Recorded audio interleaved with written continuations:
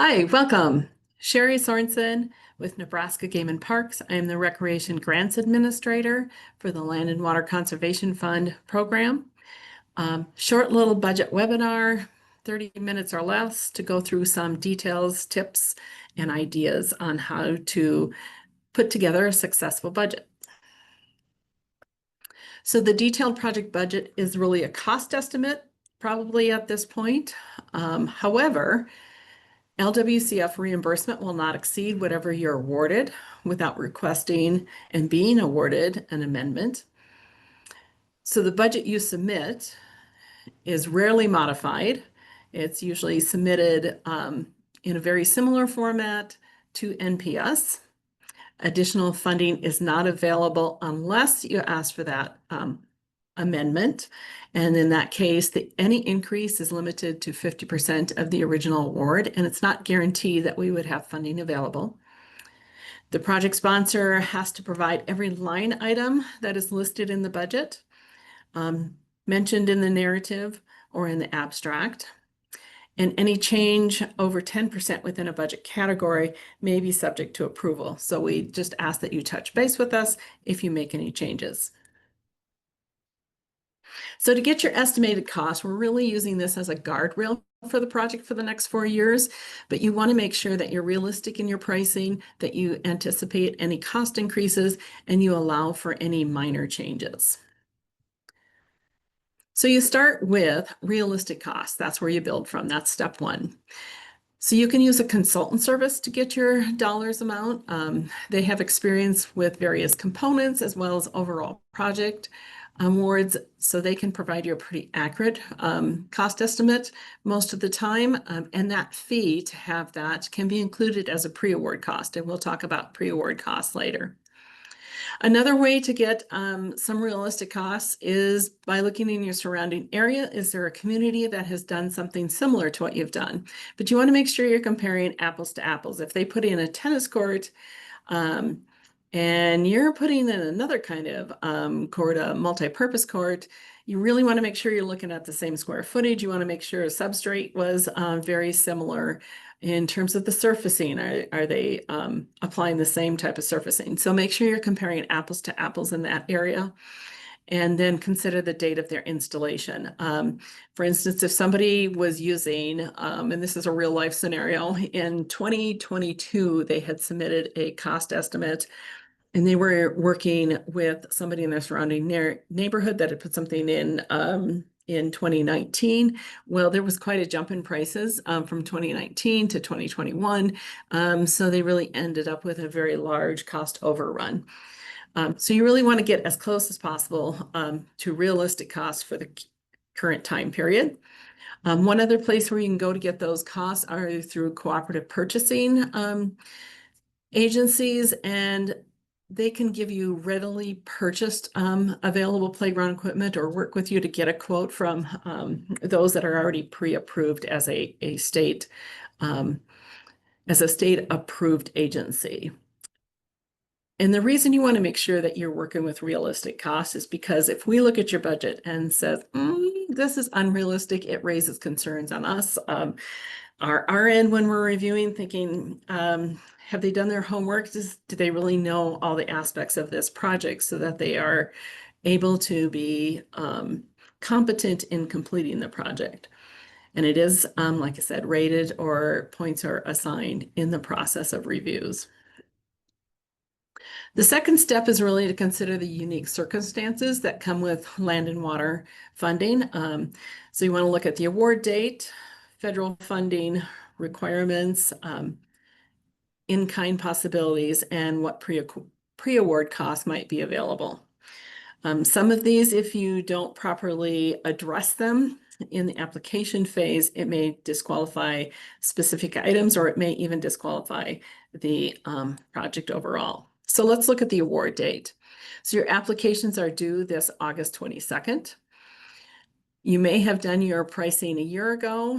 You need to look at when that pricing was developed and work in inflation in terms of when you would actually purchase it, because although you apply in 2025, we take this fall to review and rank things. We make recommendations in January. If the recommendations are then passed on to NPS, we go through the application process here internally with them. And then typically we are given an award or okay to proceed with a notice of award that we sub-agree to you summer of 2026. Then you may actually put your project out to bid, and it may be a year or two before you sign that contract, if you, depending upon what you may need to look at or renegotiate.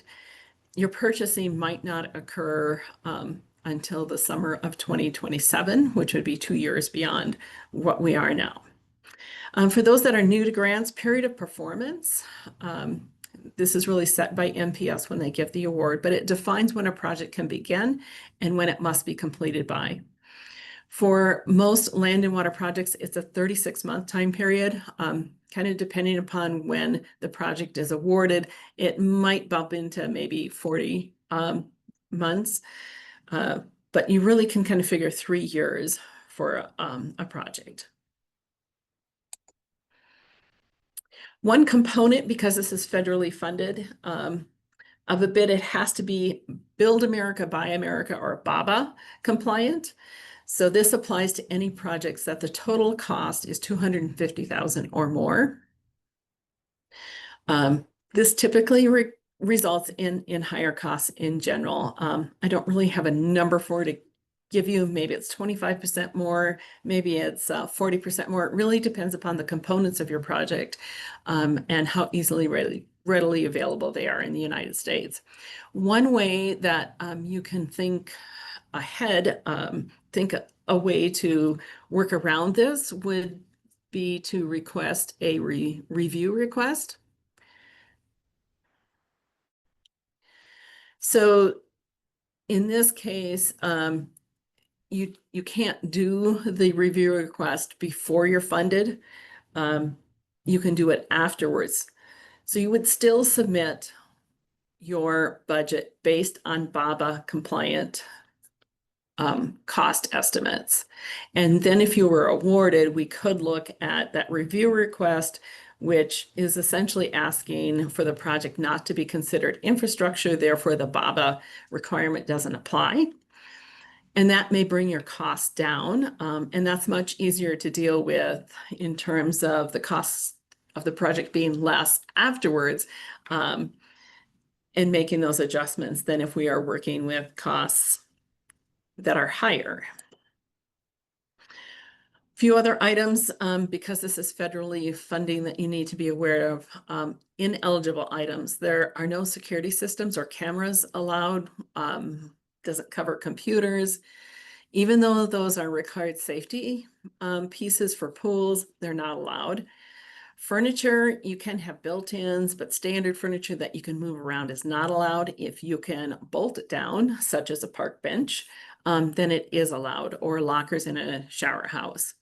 But if you're looking at a pool and you think, well, the lounge chairs are a necessity at the pool, that's not how NPS looks at it. They say that's furniture, therefore we'll have that removed from the project. So don't submit any cost estimates for that, or don't include that in your budget.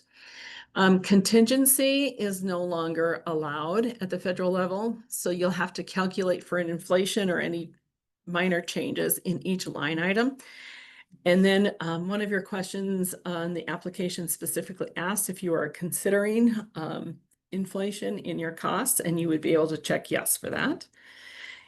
If anything is purchased or completed outside the period of performance, when you can end within that 36 months, it is considered ineligible.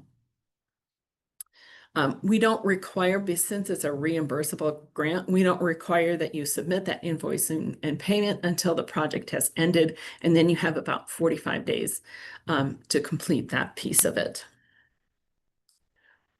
One thing you can do with land and water funding is you can include in-kind labor or in-kind material or in-kind equipment use or rental. They're standard rates. So whether it's volunteers or staff doing it, doesn't matter. If you have the most expensive lawyer in town spreading mulch, the rate for that person spreading mulch is the same across the board. All of your material has to be new. You can't have any reused. You'll need to keep records on this. There are specifics in the application in terms of what you need for that. You will also need to note in the application that you are using in-kind labor, and also note it on the detailed budget. And you can either do it as a match or you can do it as a reimbursement. Either one of those are acceptable. As I mentioned before, pre-award costs are allowed, and those are only for design engineering fees, cost estimates, things that you are doing to get the project where it needs to be. So you might have incurred design fees prior to this to get your project to about 30% design. And then that gives you enough of a concept that you say, hey, this is what the project looks like. These are the components, and now I can do a cost estimate. That's about 30%. You can include those as a pre-award cost 3 years prior to the NPS submittal of your project. So you'll be submitting it this August. Those that are awarded, I won't be submitting until spring of 2026. You wouldn't be awarded until perhaps next June. So it would be safe to say anything from June 2023 forward could be a pre-award cost, and you would have to note it in your application. You will need to include in those details of the application the dollar amount, the time period it covered, and whether you use it as match or reimbursable. The third step is really completing and submitting the template form for the budget and including that narrative. I'm going to step out of presentation form here for just a second and on Canva and see if we can get to the spreadsheet here. This is the template that is part of the application. You should be able to download it there. Within the application, it's also included as attachments under the funding opportunity. So it gives some instructions here in terms of how to fill this out. I've put in some of the formulas so that you can put in units here, do price units, and it'll automatically create a subtotal for you. I did not include that directly to the total cost by line item because I felt if you wanted to include a percentage for inflation, this would be the spot to do it. You then have to take each line item and decide which classification it figures into. And I'm going to skip to this section here. This explains what those classifications are. And these are the only classifications we can use under land and water. So if you're doing a playground, for example, the equipment would come under line 10. The actual installation cost would come under line 9 for construction. If you had to remove a playground before installing the new one, that would come under line 8, demolition and removal. And if you did any site work to level the ground or change draining, that type of thing, that would come under line 7. I also noted on this sheet these particular things that are not eligible. Also in this template, there is a simple budget. This is if you just have a playground, you can list these items here. And this brings up a good pointer here. On line 13, this calls park equipment, and it just calls out multiple pieces. It doesn't give quantities. It just gives what a total cost is. And then that way, if you have any changes, let's say you had in 2 bike racks and 3 benches and you switch to 4 benches and only 1 bike rack, you can make those adjustments without requiring an amendment or without requesting a change of scope or any detail to change if you leave it a little more broad in those areas. So that's one suggestion here. The concrete, although I put units here and I estimated at this amount, I could put it in as 5,000, estimated a little bit higher. These columns C, D, and E, I do not submit to NPS. I just give what this total cost is, but this concrete right here, it could include subsurfacing under those surfacing tiles, or it could include sidewalk. Where you would call that out, it would be under the budget narrative. Here's a little more complicated budget, and this includes a lot more details. For this particular instance, maybe this works because they're at 100% design. They know exactly how many picnic tables they want. They know exactly number of bike racks. They already know what the quantity is for surfacing and those type of things. So this works for them to call out each individual item. That was the template. If you don't have, this is in Excel. If you don't use Excel, you can do it in any other type of spreadsheet. I just ask that you follow a similar format so that we can compare apples to apples. So when I am putting together the budgets to submit to NPS for those that are awarded, it's a simple process for me. So those are the classifications, and then this is the simple format, and then this is a more complicated because they already have all of their design worked out. So the budget narrative that you would include as part of this should reflect essentially the same thing as in the spreadsheet, but you can include details that are hard to show in a spreadsheet. So for instance, if I did some in-house references where I'm getting benches by a foundation, I'm not going to put that dollar value of the benches in the budget because I'm not asking for that funding. So it's a no value for the budget, but it's important to the project, and I want to show that I have a foundation that's supporting it. So that's where you would put it in, would be in the budget narrative. You can also give those details on those lump sums where I said, you know, park equipment in terms of benches and waste receptacles and et cetera. You could give some more details in that budget narrative without having to give a quantity. You make sure that you repeat that ask at the end of your narrative. And these are examples in the guidebook, so feel free to look at that. But you'll say, this is what I'm asking for. This is what we are providing for as match, and we are getting this match money, you know, so many dollars from our budget and so many dollars from fundraisers that have been held in the community. So you give general at the end in terms of what the ask is for and how you're receiving that match. But a little word of warning, if you call out it in the budget, you must provide it in the project. So as someone is coming through and doing the final site visit to make sure that the project is complete, they'll be looking at every one of those line items and looking for them in your project on site. If you don't have that, then you would need to request an amendment. That's going to delay your project, and it may reduce the award that you would receive as well. If you don't mention it in the narrative or don't have it covered as a line item in your budget, but you send it in for reimbursement, that could be a problem as well. So make sure that you leave room for yourself to make some adjustments as you need to, but make sure the items are covered so that you can get reimbursed for them for those major items.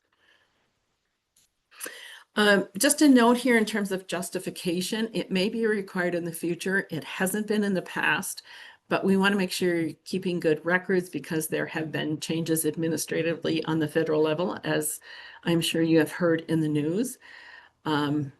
So keep good records just in case that you need to provide that.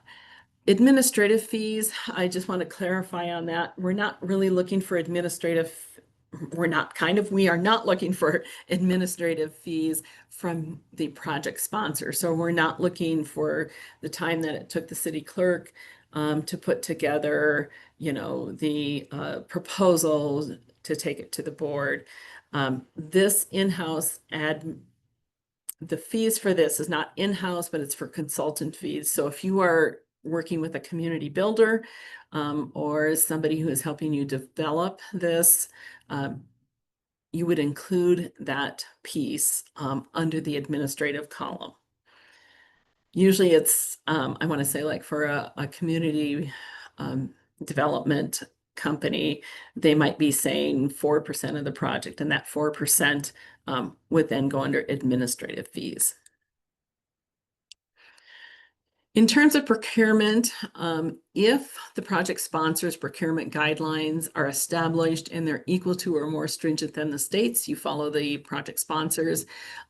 If you might be a small village that doesn't have a set of procurement guidelines, then you need to use the state of Nebraska. That's available at das.nebraska.gov under material purchasing. And if you're awarded, I will send that to you. But if you're looking now to kind of see if there are some parameters that maybe you need to be aware of that might adjust your pricing, feel free to look at that. As I mentioned before, project sponsors can directly purchase. So in general, we are asking for open bids that the entire project be bid out. However, if you purchase through a cooperative purchasing program such as Sourcewell, you can buy from them directly and then have the contractor install it. So that might be an option for you to save some money. Sometimes the bids don't fall where you expect them to be. The cost estimate is not accurate because maybe you were at just 30% design when you were submitting your application, and now that it's 100% designed and you actually have documents you can send out to bid, there's been some changes. There's a couple of different ways that can be addressed. One, you can ask for increased funding. You make a request via email. I then take that process to NPS to have it approved. It can be short or long. Here I say it may delay the project. In part, it could be my delay if I'm on the road and at a conference, a couple of different things. It might take up to 45 days for me to start that submittal. NPS, as I noted before, there's just been a lot of administrative changes on the federal level. So it's really hard to predict what their schedule might be. So we advise you not to proceed without that amendment to the sub-agreement. You'll need to provide the documentation to me in terms of why there was an increase. And it could be simply as we designed this in 2025. And by the time we got to purchasing it in 2027, steel has gone up, 25%, 30% and wasn't expected. And that was the majority of our project. The other thing in terms of increased funding, we may or may not have it available. It's limited to 50% of the original award in terms of that ask, but we just don't have a guarantee that we will have that. Our funding is set every year in terms of what we're awarded. We don't always spend that. We try to leave some there for cost increases, but it's on a first come first served basis. So really depending upon the timing, whether that is available. So feel free to check with me on that if you have some questions, if you're awarded and further down the line. Another way to handle a cost overrun is to really revise the scope. So again, you would make the request and I would go through that process. You have to provide that justification again.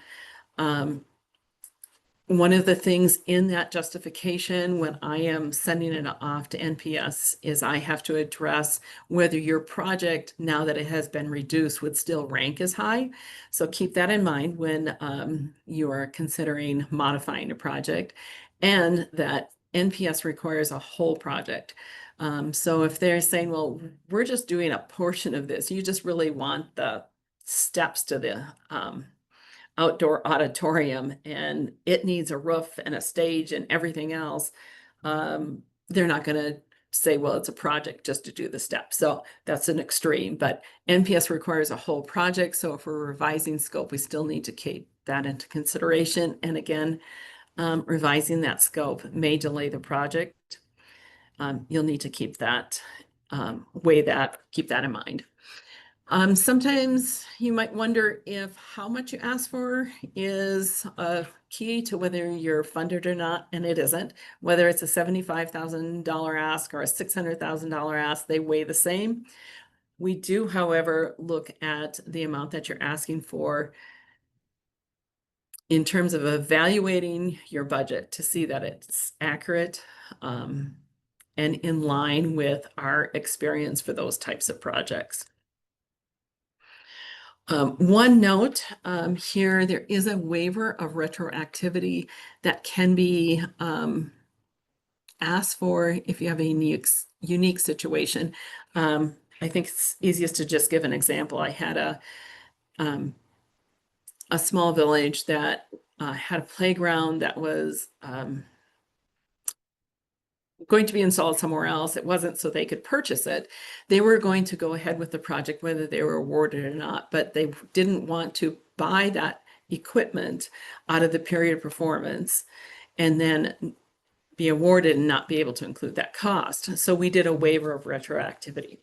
However, that doesn't imply that you are ranking high. It does not imply that you are going to get an award. In this case, they didn't happen to get the award.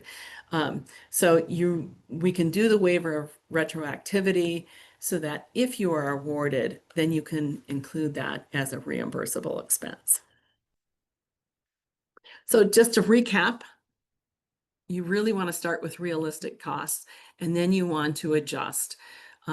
Anticipate any cost increases in terms of inflation, allow for some minor changes so that when you're looking at this project a year or two and you're actually doing the work, you are within the range of what you included as the cost estimate. Because estimated costs, we are, especially if you're at 30%, you might feel like you are kind of guessing at some of those pieces. Look at all the alternatives so you can kind of figure out what would be the highest road that you would take in terms of cost, because you will submit that as your budget. And if you are awarded, that is what you live with the project. If you have any questions, I'm happy to look through your formatting. I'm happy to look through and see if I notice anything that seems like, oh, this appears to be incomplete. There's pieces that I think you need to answer in terms of how this project is being put together. I'm not making any guarantees on whether your pricing is right, but I will look at it in terms of pieces, formatting, those type of things. If I'm not available, Hannah Jones or Aaron Johnson might be. You can call Katina 402-471-5280, and she can connect them with you, or she will pass the message on to me. So if you have any questions, please feel free to reach out. Thanks for taking the time to look at this.